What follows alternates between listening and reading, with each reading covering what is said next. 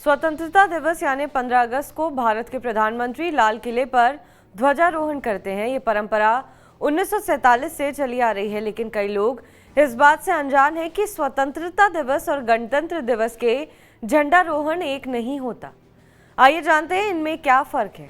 स्वतंत्रता दिवस पर राष्ट्रीय ध्वज फहराने से पहले उसे बांधकर पोल या खंबे पर रखा जाता है। जब प्रधानमंत्री राष्ट्रीय ध्वज फहराने के लिए डोरी खींचते हैं तो पहले तिरंगा ऊपर उठता है और फिर उसे फहराया जाता है।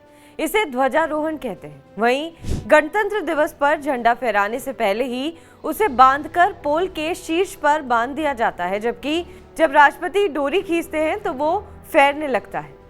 इसे झंडा बंधन या झंडा फहराना कहा जाता है। स्वतंत्रता दिवस और गणतंत्र दिवस पर झंडा फहराने की जगह और शख्स में भी फर्क होता है। स्वतंत्रता दिवस पर भारत के प्रधानमंत्री लाल किले पर ध्वजारोहण करते हैं, जबकि गणतंत्र दिवस पर देश के राष्ट्रपति द्वारा राजपथ पर झंडा फहराया जाता है।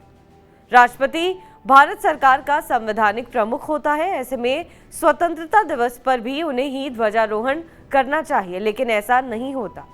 दरअसल जब देश 1947 में आजाद हुआ था, तब भारत का कोई आधिकारिक राष्ट्रपति नहीं था। उस वक्त लॉर्ड माउंटबेटन भारत के गवर्नर थे और जवाहरलाल नेहरू को भारत का प्रधानमंत्री चुना गया था। चूंकि माउंटबेटन ब्रिटिश सरकार के अफसर थे, इसलिए स्वतंत्रता दिवस पर झंडा फहराने का काम प्रधानमंत्री ने किया। तब से भारत के प्रधानमंत्री ही 15 अगस्त को लाल किले पर ध्वजारोहण करते हैं।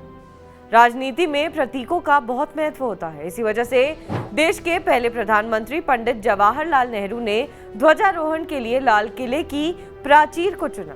दिल्ली में स्थित किला मुगल सम्राट शाहजहां ने अपनी राजधानी शाहजहानाबाद के महल के रूप में बनवाया था। इसका निर्माण 1638 से 1648 के बीच 10 सालों में पूरा हुआ।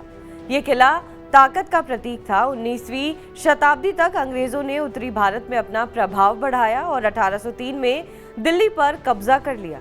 उनका अगला निशाना लाल किला था। उस वक्त शाही परिवार लाल किले में रहा करता था। 1857 की क्रांति के समय विद्रोह को दबाने के लिए ये किला ब्रिटिश फौज की योजना का केंद्र बिंदु बन गया, क्योंकि मुगल सम्राट बहादुर शाह जफर यहीं से विद्रोह का नेतृत्व कर रहे थे। मुगल सम्राट को आखिरकार गद्दी से हटाने के बाद अंग्रेजों ने यहाँ ब्रिटिश सेना के सैनिकों के रहने के लिए इंतजाम किया। किले पर अंग्रेजों का कब्जा होने के बाद उन्होंने अधिकांश कलात्मक डिजाइनों को नष्ट कर दिया। उन्होंने सम्राट के आभूषण और मुकुट भी छीन लिए। ब्रिटिश फौज ने यहीं पर बहादुर शाह जफर और आजाद हिंद सेना के अफसरों के खिलाफ मुकदमा चलाया था। बहरहाल इस खबर पर आपका क्या कुछ कहना है, हमें कमेंट करके जरूर बताएं। बाकी देश विदेश की तमाम बड़ी खबरों के लिए आप देखते रहें TV9 डिजिटल।